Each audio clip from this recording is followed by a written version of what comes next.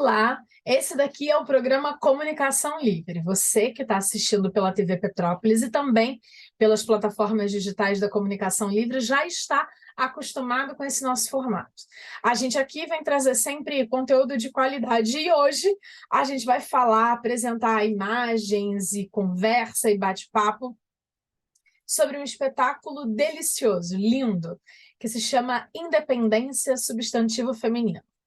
O espetáculo Independência Substantivo Feminino foi financiado pelo Governo do Estado do Rio de Janeiro, através da Secretaria de Estado de Cultura e Economia Criativa do Rio de Janeiro, através do edital Retomada Cultural 2, um projeto, um edital que veio com finalidade de financiar projetos culturais em alguns segmentos. Um deles, o teatro, para contar a história da independência, a independência do Brasil, para comemorar o bicentenário da independência, que foi no ano passado, em 2022. Eu tive o prazer de escrever o projeto, dele ser aprovado e da gente conseguir executá-lo.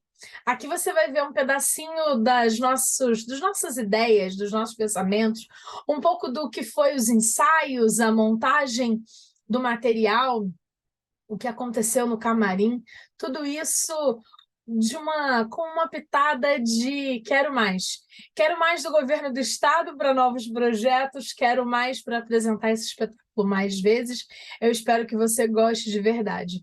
Fica agora com um pouco de imagem do começo, do nascer desse projeto e ao longo desse programa com as falas de dois grandes personagens na construção desse espetáculo, a historiadora Maria Ângela Gomes e o diretor e dramaturgo Paulo Marcos de Carvalho. Fica comigo, vai valer a pena. E não só isso, não assista só o programa, mas também assista o espetáculo, que já está na íntegra aqui no YouTube, lá no YouTube, depende de onde você está assistindo esse nosso bate-papo. Vamos lá? Vamos nessa corrente, nesse céu azul granil, pra viver a pátria livre ou morrer pelo Brasil. Estou aqui agora com a Maria Ângela Gomes, que é historiadora, mestre em história. E a gente vai conversar um pouquinho sobre o papel desse profissional, que a gente normalmente não está muito acostumado em ver em projetos de artes cênicas de pequeno e médio porte. Maria, primeiro, obrigada por fazer parte da equipe da Comunicação Livre, da X da Questão Produções, e nos ajudar com conhecimento acertado para a gente fazer bons trabalhos, mas também por sair da sua zona de conforto. Eu que sou sua amiga, que tenho o prazer de trabalhar com você, quem está em casa não sabe, você não gosta de câmeras, você não gosta de entrevistas, você não gosta desse mundo, mas sabe que é muito importante compartilhar um pouquinho disso com a gente. E eu queria que você começasse falando, para quem está assistindo a gente, uma questão básica. A gente está muito acostumado com o historiador, que é o professor de história, no colégio, na faculdade e tal. Então a gente entende esse profissional como esse indivíduo que sabe da história e que passa essa história ali, na sala de aula. Mas você, por meio das suas pesquisas, ao longo dos anos que a gente trabalha junto, vem transmitindo conteúdos para que a gente, do lado de cá, enquanto produtora cultural, passe o conteúdo na forma de arte. Mas aí a questão, afinal de contas, por que é importante ter no projeto cultural um historiador para que esse projeto final de arte seja mais assertivo? No dia seguinte à aclamação de Dom Pedro como imperador do Brasil, Mônica, a cena, tá lá a cena, Leopoldo Mônica. recebe um manifesto assinado por 55 mulheres paulistas. Olha, Carla, eu acho que o historiador ele é importante em qualquer situação, né? Eu costumo dizer que o historiador ele é bom na mesa de bar para você falar de história, falar da vida, e ele é bom para dar aula, para ensinar, mas ele é fundamental para qualquer questão que envolva cultura. Eu acho que tudo que envolve história e história de fato precisa ser aprofundado. E foi esse tempo, né, que a história ficava ali nas quatro paredes de uma sala de aula ou dentro de um livro.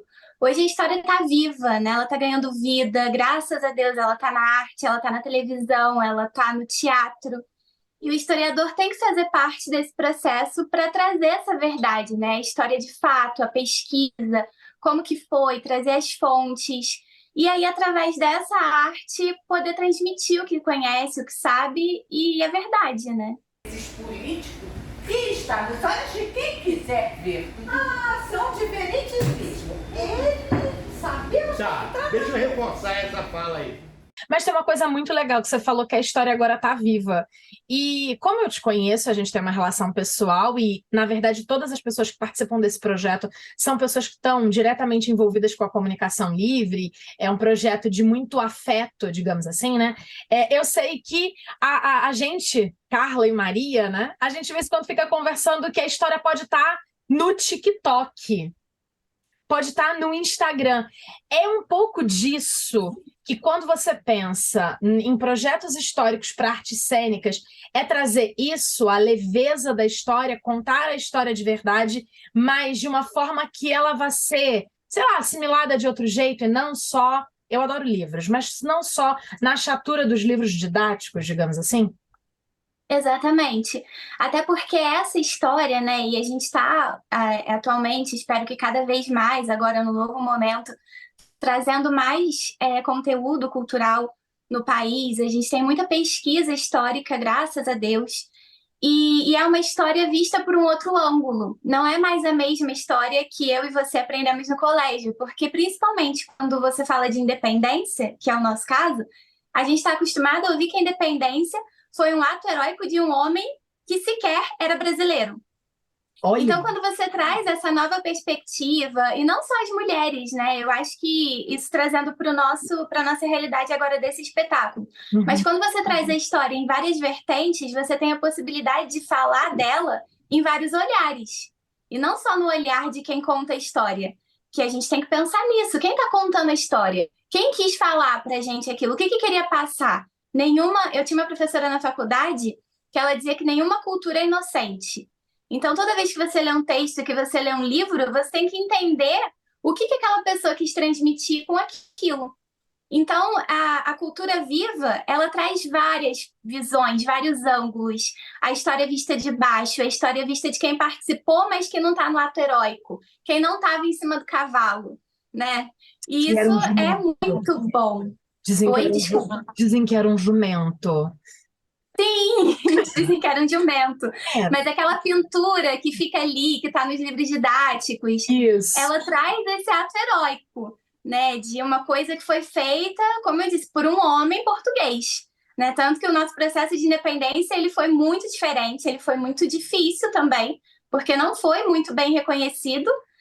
E isso traz um peso para o nosso sentimento de pertencimento. Né? Eu nunca me senti parte da independência do Brasil, até entender que mulheres fizeram parte da independência do Brasil.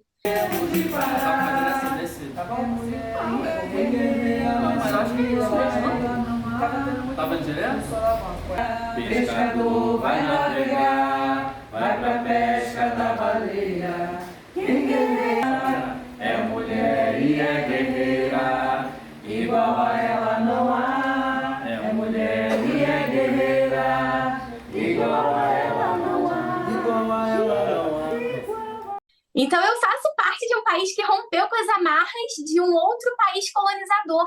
E isso forma o nosso ser, isso forma o que a gente chama de brasileiro. Então, se o brasileiro foi ensinado a vida inteira que ele não faz parte dessa própria história, isso tem um reflexo em como ele vai se perceber no mundo, se perceber na vida. E esse é o papel da história, né? E da arte, da cultura, e de todo esse movimento que a gente acredita. Quando você fala do papel da história e da forma da história ser contada, isso me deixa muito, muito feliz, porque eu sou jornalista e produtora cultural. Então, eu sempre fui primeiro jornalista, a produção cultural veio depois, a comunicação livre abriu os braços para a produção cultural depois. Já estamos aí brincando de fazer arte há 10 anos, mais ou menos 11 anos, mas a comunicação estou há 21 anos nesse mercado. E quando eu estava na faculdade, você falou da sua faculdade, vou falar da minha também. Quando eu estava lá na faculdade de jornalismo, um dos exercícios que a gente fazia era sobre como contar a notícia. E aí, a notícia de hoje é a história de daqui a algum tempo, né? Até afinal de contas, jornais são considerados fontes históricas primárias? É isso? Primárias. primárias. Isso. Então, significa que é considerado uma fonte histórica de verdade. E a gente fazia um exercício muito básico, que era alguém contar uma história lá na frente, na sala de aula e tal, e cada um escrevia a sua nota, a sua matéria a respeito do que ouviu. E se você tivesse uma turma de 5, 10, 20 mil estudantes de jornalismo ou jornalistas, eles iam escrever de forma diferente, porque passava pelos próprios filtros, né? E aí é muito legal a gente, né? E olha aqui, a gente está falando, nós somos duas mulheres brancas, com formação acadêmica, mas a gente está trabalhando num projeto em que a gente vai contar a história, por exemplo, de mulheres pretas que fizeram a independência, marisqueira, também vai ter a princesa, também vai ter a imperatriz, mas a gente vai contar dessa mulher do povo, né? Que a lavadeira estava ali participando e todas essas coisas. Isso é muito legal porque eu, Carla, nunca tinha ouvido a história da independência em que alguma mulher tivesse participado. E o projeto nasceu, eu que escrevi o projeto inicial, porque eu sabia que elas estavam em algum lugar. Nós, mulheres, participamos disso, mas a gente só precisava estudar, descobrir, e esse era o seu papel, não o meu, quais eram essas mulheres e de que forma que elas participaram efetivamente. E aí, como historiadora, que está ajudando a contar uma história por um outro olhar, que é o substantivo feminino, como é que é para você, mulher, saber que um espetáculo de teatro vai contar um pedacinho dessa independência por mulheres? Já raiou a liberdade, já raiou a liberdade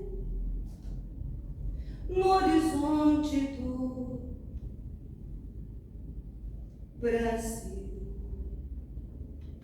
Brava gente brasileira, longe vá, temor servil, ou ficar a pátria livre, ou morrer pelo Brasil.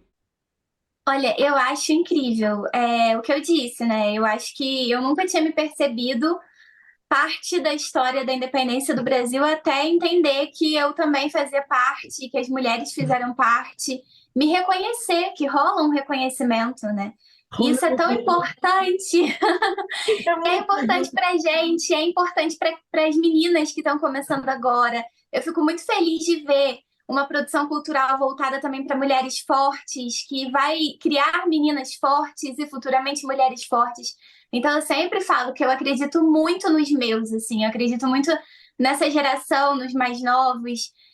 Eu sempre falava isso em sala de aula, que eu acredito muito que é a geração que vai trazer mudança, porque tem mudança acontecendo. O movimento, ele está acontecendo, e isso é de uma luz, assim, isso é muito grande. Eu acho isso muito importante. Maravilha. Então, quem não tiver a oportunidade de assistir a apresentação presencial, tem que assistir o espetáculo pelas redes, é isso? A gente já pode falar isso? É isso. Maravilha. Tem que assistir.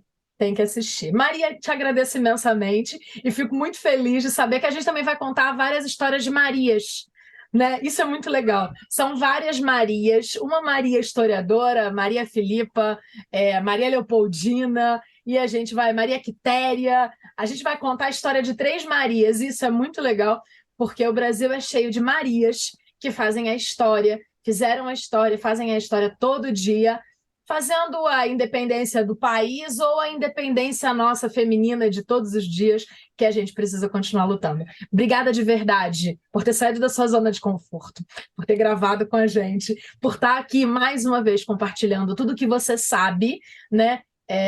E que aprendeu por meio do mestrado na universidade pública, por conta de lutas que a gente milita junto, e que as pessoas nos assistam no espetáculo para a gente fazer as mulheres perceberem que nós sempre estivemos à frente de um bom pedaço dessa história. Obrigada. Assim queriam as cortes, assim exigia a nação, que João, que estava no Brasil, desfrutando do paraíso tropical, Continuando falando um bocado sobre independência substantiva feminina, eu que hoje estou aqui como jornalista, mas mais do que isso, estou como produtora, né, do projeto. Tenho o prazer de conversar com Paulo Marcos de Carvalho, diretor, dramaturgo e o cara das músicas, que agora eu esqueci a palavra bonita para falar. Compositor. Compositor, isso aí, compositor da trilha sonora, das músicas exclusivas do espetáculo, para a gente falar um pouquinho sobre esse projeto que nasceu e que já foi para o palco e agora já está na internet. Paulo, obrigada, antes de qualquer coisa. Obrigado a você. É um prazer estar aqui podendo conversar, né? E um prazer maior ainda poder conversar sobre uma obra que foi, assim, extremamente prazerosa ter sido feita, foi extremamente desafiadora também, mas que, com certeza, já trouxe e vai trazer muitos outros frutos interessantes naquilo que ela se propõe, não só como arte, mas também como uma mensagem extremamente importante para a sociedade nos dias de hoje, na minha visão. Violadas, dentre todas, tu és a Maria. Maria Coragem. Presente. Maria Solidão. Presente. Maria Maria. Presente. Maria Valentia. Presente. Paulo, as pessoas que estão do outro lado assistindo a gente, elas não sabem que esse projeto surgiu do lado de cá, da cabeça de uma produtora, que é muito racional, pragmática e tal, e mandou uma mensagem de WhatsApp para o diretor e dramaturgo, que eu confio que é você, e falei assim, Paulo, tem o edital do governo do estado, tem uma questão da independência, eu, Carla, tô cada dia mais feminista, mais levantando a bandeira de nós, mulheres e tal, mas eu não tenho uma dramaturga na minha vida. Sim. Então, Sim. Vamos lá. Quero que a gente conceba junto, eu no quadradinho da produção e você no pensar esse espetáculo, um espetáculo que a gente fale que a independência, na verdade, foi feita por mulheres. E eu queria que você contasse para quem está vendo a gente como é que foi ouvir esse pedido, receber, e como é que nasceu o primeiro lampejo desse projeto numa sinopse que tinha mais ou menos umas 18, 20 linhas no máximo. Sim. Bom, é claro que no primeiro momento eu tomei um susto, né? Porque, teoricamente, eu não seria a pessoa mais indicada para escrever um projeto dando voz a mulheres, né? E mulheres tão importantes e significativas e ofuscadas na nossa história, né? Ofuscada. Mas, passado esse primeiro momento de susto, refletindo muito sobre essas questões todas que são importantíssimas e que estão tão atuais, né? Sobre o lugar de fala de cada um, sobre enfim, todo esse escopo de questões que permeiam você sinalizar positivo para escrever um texto sobre a ótica do feminino, né? Sendo você homem, eu saquei uma coisa muito importante, que a gente não teve nem oportunidade de conversar sobre isso até aqui, né? Eu saquei que, mais do que de mulheres, nós estávamos falando de almas femininas, né? E explico o porquê dessas almas femininas.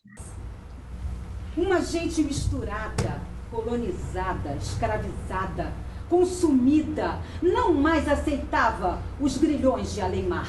Uma gente de muitas cores, muitas danças, muitas ânsias. Uma gente de muitas cantorias. Uma gente que sonhava um país. Porque se a gente... E quem assistiu o espetáculo, quem assistiu ao vivo, quem vai assistir na internet, vai perceber que a forma com que cada uma lida com a questão da independência, né, tem muito da força do feminino. Sim. Como se não bastasse, a gente pode pensar na força da fé, na força do acolhimento, na força do matriarcado, né? Que está muito presente na minha visão na figura da abadesa. A gente pode pensar na força da inteligência, na força do convencimento, na força do raciocínio apurado, refinado, né? Que está ali presente na Leopoldina muito claramente. A gente pode pensar na força do feminino como essência, né? Dessa coisa da leoa que defende as suas crias, da mãe que defende os seus filhos, que está muito presente tanto na Maria Filipa, né? Muito fortemente na Maria Filipa, mas também na Quitéria, né? Da mulher que vai à luta. E aí, quando eu percebi essa alma feminina, eu falei, peraí, mas eu também tenho em mim muito dessa alma feminina. Artista, um pouco disso. Porque o artista já traz um pouco dessa questão, né? E aí eu falei, não, eu acho que na verdade, assim, embasado, obviamente, na pesquisa histórica, né, abrindo algumas brechas para algumas pequenas licenças poéticas, é completamente possível pensar que palavras estariam nas bocas dessas mulheres, refletindo sobre a questão de um país recém-nascido, né, de um país recém-parido, de um país que estava começando a dar os seus primeiros passos e a se encontrar, inclusive, como país, né? Que palavras essas mulheres, essas almas femininas estariam falando lá em 1820 e poucos, né? Então, eu acho que o que me norteou e o que me fez aceitar a sua provocação, porque foi uma provocação, foi exatamente entender que, mais do que mulheres, estamos falando da alma do feminino, da alma feminina tão fundamental para que a gente alcance, sim, a independência, a liberdade, não só a independência do Brasil, mas... Portugal. Nossa! Mas de muita coisa. Né? Até os dias de hoje, né? Essa essência dessa alma feminina é que nos conduz à verdadeira liberdade, sabe, Carla? Nós, homens, somos muito legais, mas, ao mesmo tempo, somos muito bobões, em muitos sentidos, né? Sem nenhum problema em afirmar isso. As mulheres são o máximo. As mulheres são o máximo. E o olhar feminino sobre essa questão da independência, do que é ser independente, do que é ser livre, né? Da importância disso, acho que está muito presente nelas. Então, aí foi esse o caminho que eu acabei seguindo. Exige o respeito. Desrespeito é abrigar quem conspira contra o rei e contra a pátria. De que rei estás falando? De que pátria estás falando?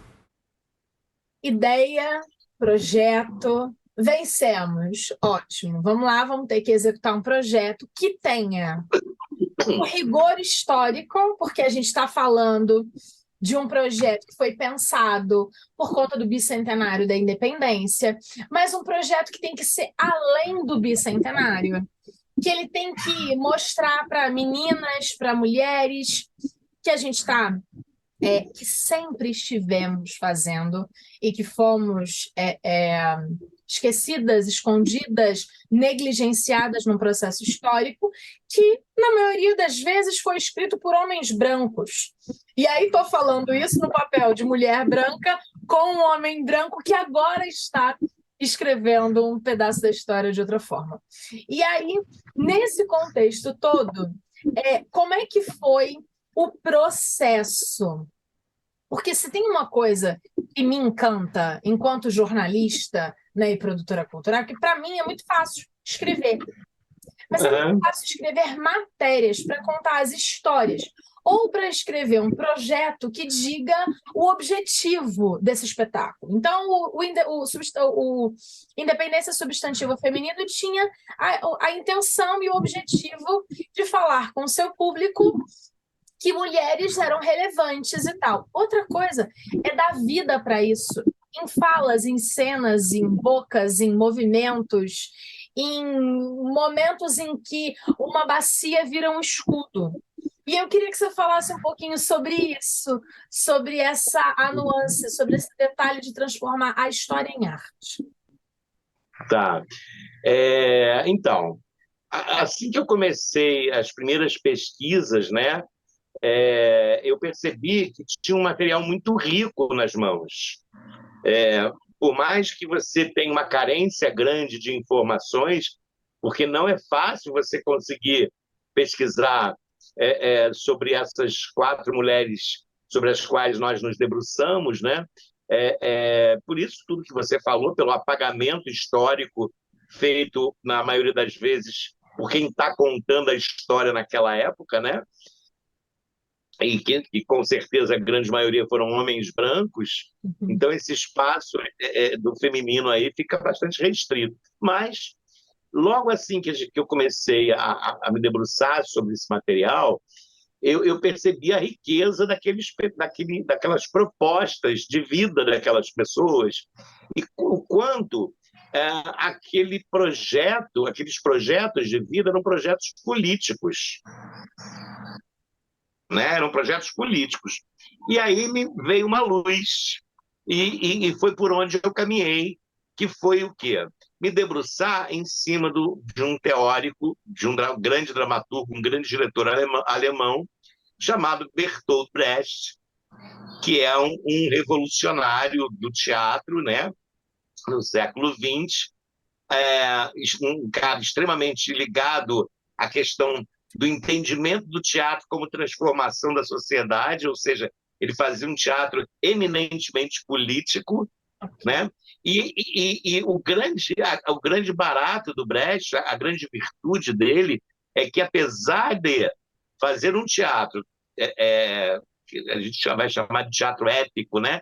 Que vai se debruçar sobre as grandes sagas e tal, mas além dele fazer esse teatro político, o teatro dele era profundamente artístico, profundamente comprometido com uma linguagem artística, né? Onde as coisas ganhavam diversos significados. Então, uma bacia poderia virar um escudo, que poderia virar a luva.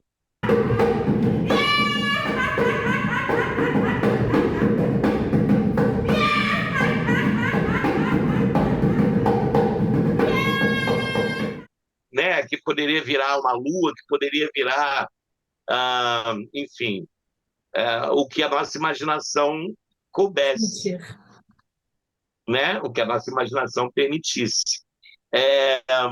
Junto com isso, o Brecht tem uma questão que também me interessou me debruçar sobre esse espetáculo em particular, que é a ideia do teatro narrativo. Ao mesmo tempo em que o ator está vivendo aquela situação, o ator barra atriz, né, está vivendo aquela situação, ele também está contando para o público aquilo que está se passando. Ele vai encarnando duas funções, a função de contador daquela história e a função do personagem que vive aquela história. Legal. A gente pode ressaltar que, para quem vai assistir ou já assistiu, um momento muito legal no espetáculo é quando o Ariel Barbosa, que está fazendo um homem preto, e aí ele é um griot? Griot. Um griot. Uhum, ele está contando história para 2 homens, e as meninas, as nossas atrizes, estão ali lavando a roupa, estão conversando com elas. Então, assim, há um mix de atividades. Existe essa contação para se passar um tipo de conteúdo e existe a cena sendo vivenciada para passar esse mesmo conteúdo de outra forma. De outra forma, exatamente. Porque vai chegar no espectador de maneiras diferentes, por canais diferentes. Esse é um exemplo, mas a gente também pode pegar o exemplo da Quitéria, que quando ela chega para se alistar e ela dá o nome dela, ela fala Soldado Medeiros. Ela dá um nome, né, falso de um homem, porque não se aceitava mulheres no exército na época, então ela fala Soldado Medeiros. Ao mesmo tempo, ela vira para a plateia e começa a contar a história dela. Eu, Maria Quitéria, que, né, blá, blá, blá, blá. Então, ela está vivenciando aquilo e ela vai narrando fatos, ela vai narrando o casamento dela, ela vai narrando uma batalha que ela enfrentou, que ela prendeu vários portugueses, ao mesmo tempo em que ela está contando, essa coisa está acontecendo à vista do público, né? Uma outra coisa que a gente pode ressaltar também interessante e que foi amplamente utilizado nesse espetáculo, que é também um dos princípios mais fortes do Bertolt Brecht, é a quebra do que a gente chama de quarta parede. Até o Brecht, o espectador teatral era como se fosse um voyeur. Ele sentava na sua cadeira e ali ficava assistindo o que estava acontecendo à sua frente. Mas os atores, era como se tivesse uma parede aqui, né? E ignorava solenemente o público. E eu não ultrapassava essa parede. E o Brecht vira e fala, não, peraí, vamos tirar essa parede,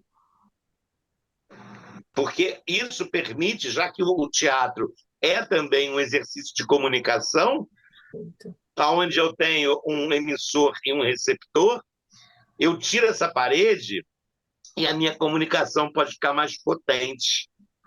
Então, por isso, em vários momentos do espetáculo, essa quarta parede é quebrada e os atores assumem uma narrativa e uma conversa diretamente com a plateia. E a gente, em um determinado momento, os atores, inclusive, vão para a plateia, derrubando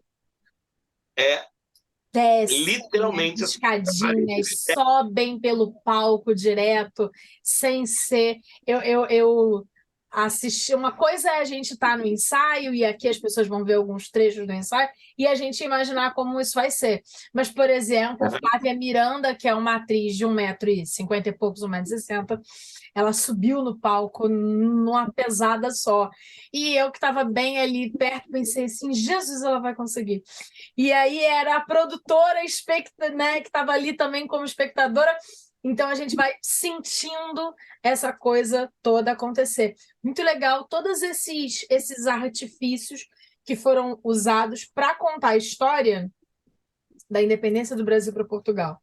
Agora, outra coisa que você usa, e a gente trabalha desde 2015 em diversos espetáculos e que você gosta bastante, é quando tem música. Sim. Gosta disso. Você gosta de compor.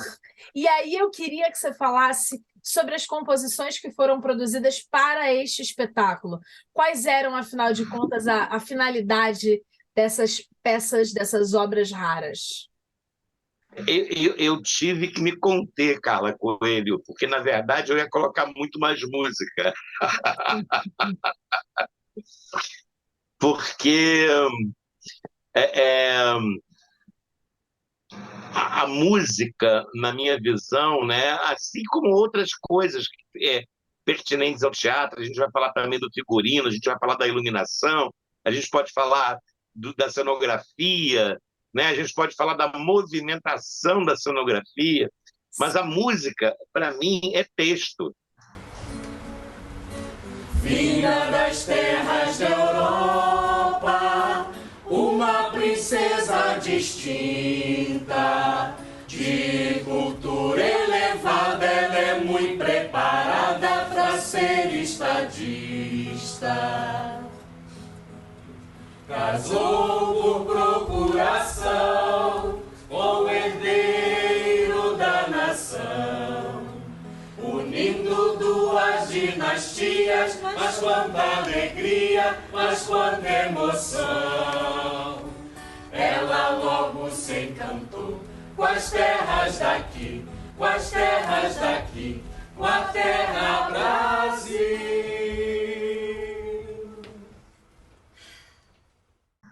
E às vezes é texto dito de uma forma em que, se eu coloco aquela fala na boca dos atores, pode ser que aquilo fique indigesto, ou pode ser que aquilo fique não com a potência que tem enquanto música.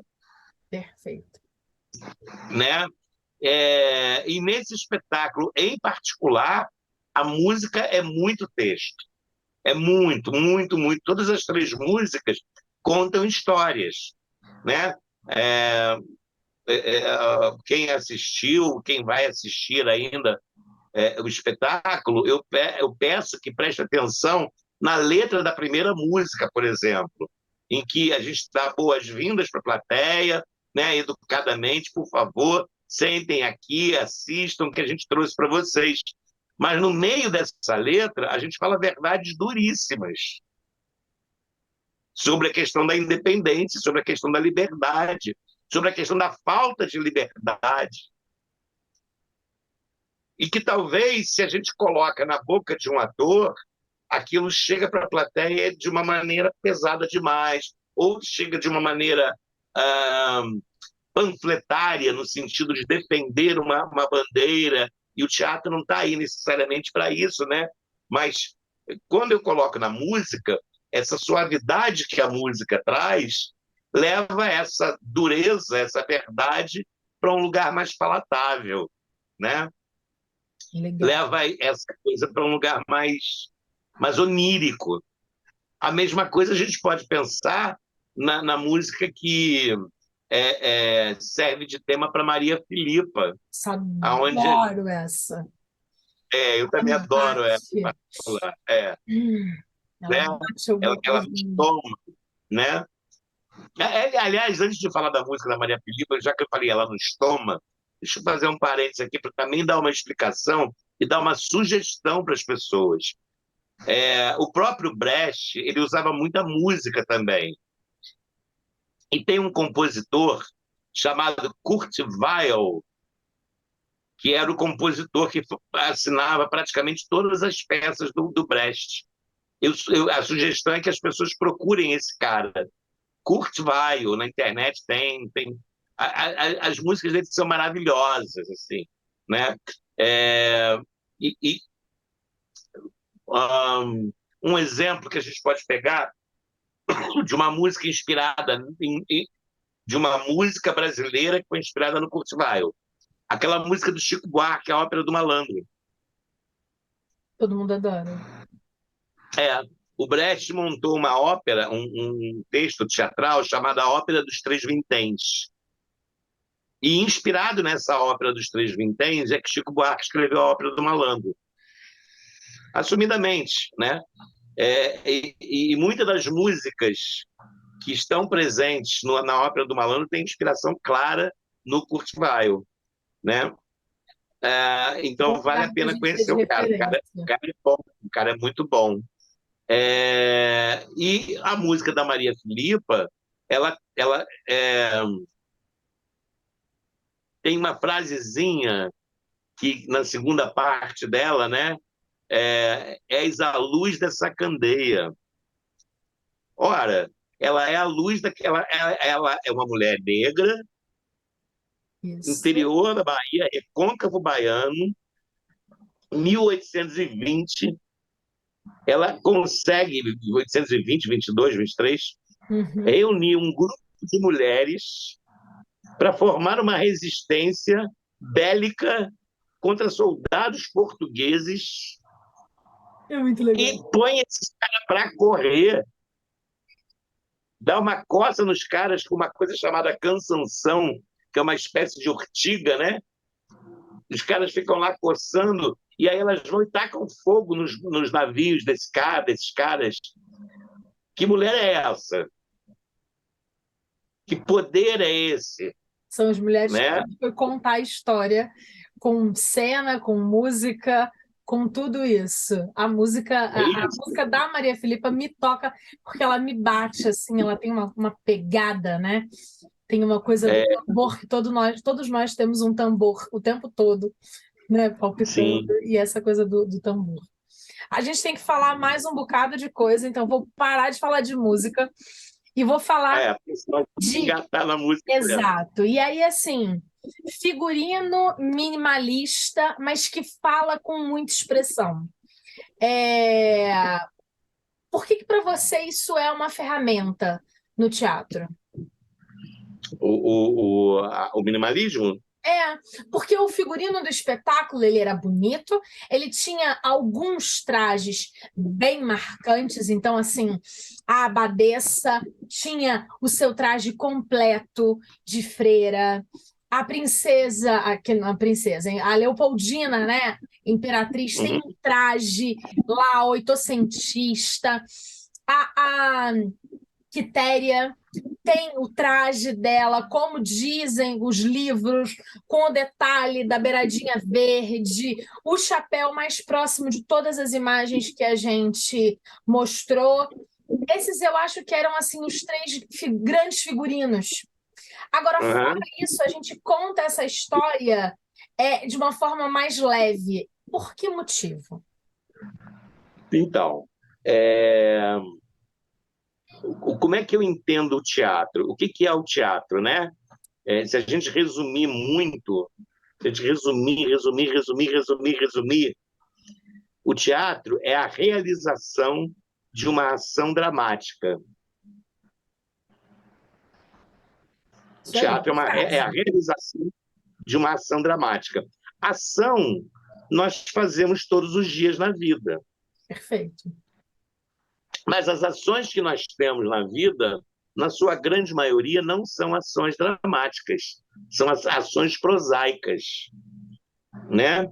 O teatro ele é mais rico à medida em que todos os fatores que compõem esse teatro realizem ações dramáticas também. Então, o ator tem que realizar uma ação dramática, a música tem que realizar uma ação dramática, o texto tem que realizar uma ação dramática, o figurino tem que realizar uma ação dramática. Então, em um espetáculo em que a gente tem como mote de inspiração esse teatro brechtiniano, né? Que era um teatro minimalista, em primeiro lugar, mas, além disso, ele dialogava com essa coisa da transformação das coisas, né? É sutil esse movimento, e nem sei se todas as pessoas percebem, mas a saia de uma determinada atriz, num determinado momento, vira uma calça. A gente puxa e prende e vira calça. Então, esse movimento de transformação das coisas, né, é uma coisa presente no teatro do Brecht, que foi a inspiração inicial. Resumindo, foi um prazer imenso participar desse projeto, um prazer imenso debruçar sobre a história dessas mulheres incríveis e conseguir produzir mais essa obra teatral, que eu espero que todos assistam, que eu espero que todos consigam usufruir o melhor que ela tem a oferecer, tanto do ponto de vista histórico, quanto do ponto de vista artístico.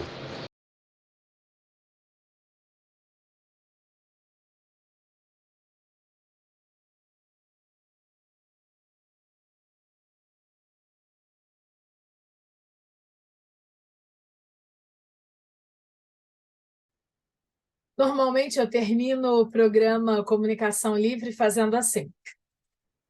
3, 2, 1 e dizendo que já acabou o programa, mas não acabou. O programa continua porque o espetáculo Independência Substantivo Feminino é para ser visto, assistido, discutido, conversado. Afinal de contas, nós mulheres estivemos lá e estamos aqui transformando a sociedade. Eu espero de verdade que você tenha apreciado esse bate-papo aqui. Corra no link do espetáculo se ainda não assistiu. Se já assistiu e também está aqui com a gente, pega esse link, compartilha com todo mundo, porque sim, a independência do Brasil foi feita por muitas mulheres. E compartilhe também para que outras mulheres se sintam independentes. Usem a força dessas 4 mulheres que a gente contou para conseguir, para continuar, para viver a vida todo dia. Muito agradecida pelo carinho, em nome de toda a equipe do projeto Independência Substantivo Feminino. Tchau, tchau.